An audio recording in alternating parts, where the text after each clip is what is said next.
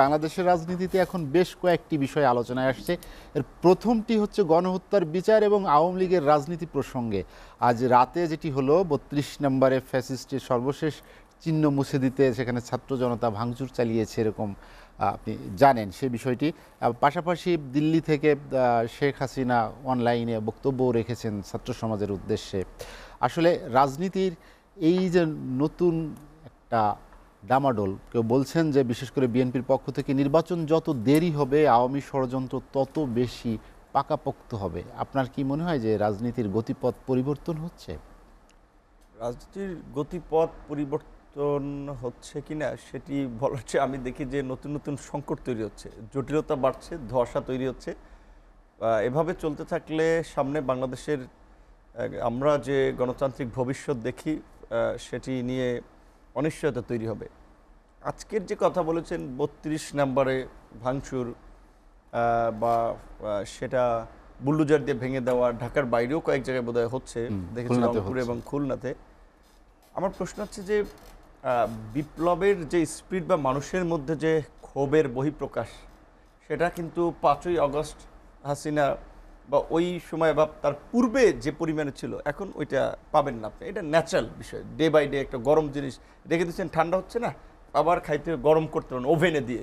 তাহলে গরম করার জন্য আবার পদ্ধতি বা প্রক্রিয়া নিতে হয়। তো ৩২ নাম্বার কিংবা যারা এই ফাঁসিবাদের আমি মনে করি যে গুরুত্বপূর্ণ সহযোগী ছিল, তাদের বিরুদ্ধে তো জনগণের ক্ষোভের বহিঃপ্রকাশ হতে দেওয়া উচিত ছিল ৫ই আগস্টেই, ৬ মাস পরে। তো এই জন্য আমি বলছি যে এই সমস্ত ঘটনাগুলো বরঞ্চ নতুন নতুন জটিলতা তৈরি করছে। বিকজ আপনি একটা খারাপ মানুষকেও যদি আপনার সামনে পিটিয়ে মারেন, ওর প্রতি মানুষের সিম্প্যাথি তৈরি হবে, যা হা লোকটা এইভাবে মাইরে ফেলাইছে, এইভাবে একটা মানুষকে মারতে পারে। তো এই যে ৩২-এ বুলডোজার দিয়ে ধরেন কেউ জোশে কিংবা কেউ বিপ্লবের স্পিড থেকে যে ভাঙচুর করলো বুলডোজার, এটা সফট আওয়ামী লীগের। আমরা তো রাতারাতি আওয়ামী চেতনা বা যারা আওয়ামী লীগের প্রতি দীর্ঘদিন ধরে রাজনীতি করেছে, বেনিফিট হয়েছে, হয়তো কেউ বেশভূষা চেঞ্জ করেছে, কিন্তু সবাইকে তো আমরা মানসিকভাবে পরিবর্তন করতে পারিনি। এখন গভর্নমেন্ট চেঞ্জ হয়েছে, এখন এই যে ৬৪ জেলার ডিসি, এসপি সবাই অনেকে পরিচয় দিচ্ছে, ভাই আমি ছাত্র দল করতাম, কেউ শিবির করতো, আমার বাপে জামাত, আমার তালই বিএনপির লিডার, এই সমস্ত পরিচয় দিয়েছেন। তো আপনারা এই লেভেলের লোক হলে এতদিন চাকরি করলেন কেমনে?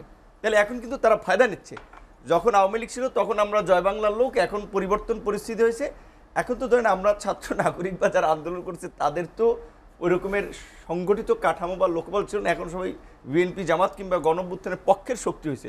অথচ এই বিকেএমইর প্রেসিডেন্ট ধরেন হাতেম সাহেবের কথা বলেন, এই আন্দোলন চলাকালীন সময় এরা ছাত্রদের সন্ত্রাসী আন্দোলন বলেছিল। বসুন্ধরার সোবান সাহেবের কথা বলেন, তারা এই আন্দোলন নাশকতাকারীদের ষড়যন্ত্র, শেখ হাসিনার সাথে তারা মরার পরেও জান্নাতে থাকবেন বলছেন। এখন সবাই ওই বৈষম্যবিরোধী ছাত্র নেতাদের ডেকে ফান্ড দিচ্ছেন, এই আহত ছাত্রদের সহযোগিতা দাঁড়াচ্ছেন, তাদের ইতিহাস মোচন হয়ে যাচ্ছে। সো এই যে আমি বলবো ৬ মাসে যেটা ওই সময় করলে মানুষ যেভাবে নিত, এখন কিন্তু সেভাবে নিচ্ছে না। প্লাস এইটার একটা ইফেক্ট আছে ন্যাশনালি এবং ইন্টারন্যাশনালিও এটাকে দেখানো হচ্ছে, দেখো এখনও আওয়ামী লীগের নেতাকর্মীরা নির্যাতিত হচ্ছে, নিষ্পেষিত হচ্ছে, এইভাবে এখনও মানবতা বিরোধী অপরাধ হচ্ছে, উল্টো আরও যে বুলডোজার দিয়ে উড়িয়ে দেওয়া হচ্ছে, মানুষ ঘরে থাকতে পারছে না। তো এই যে মিথ্যা ন্যারেটিভটা, যেটা কিছুদিন আগে আপনার ইউকের এই হাউস অফ পার্লামেন্টের আপনার যে সর্বদলীয় যে সংসদের যে একটা কমিটি, তারা যে ওইখানে প্রস্তাব আকারে সেটাকে আলোচনায় তুলছিল এবং সেটা আরও এগিয়ে নিয়ে প্রপোজাল বা একটা রেজুলেশন হতো।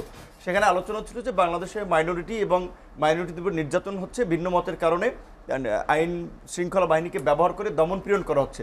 যদিও রূপা হক বাংলাদেশ একটা ভিজিট করেছিল, উনি ওই কমিটির প্রস্তাব প্লেস করেছে যে আমি দেখে এসেছি, তোমরা যেটা বলছো এটা ঠিক না। ওটা ওরা ইন্ডিয়ান রাইটার, ইন্ডিয়ান বিভিন্ন এজেন্সির কাছ থেকে নিয়ে ওইটাকে এগিয়ে নিচ্ছিল। তো এখন তো দেখাবে এটা যে দেখো this is happening, so it's true.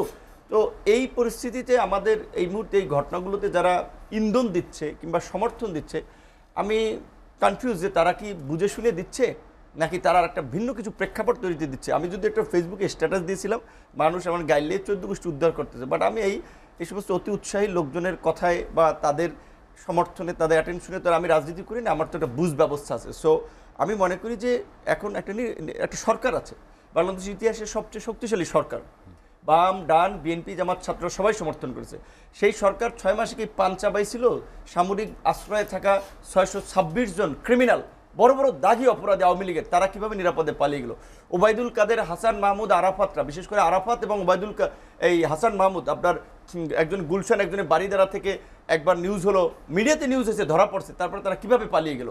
Awami লীগের এই সাবির হোসেন চৌধুরীর কিভাবে জামিন হলো? সাবির হোসেন চৌধুরী, আনোয়ার হোসেন মঞ্জু সহ 572 জন আওয়ামী লীগের এই দুর্বৃত্ত মাফিয়া তন্ত্রকে যারা শক্তিশালী করেছে, সেই ব্যবসায়ী আমলাদের কয়জনের বিরুদ্ধে ব্যবস্থা নিয়েছে?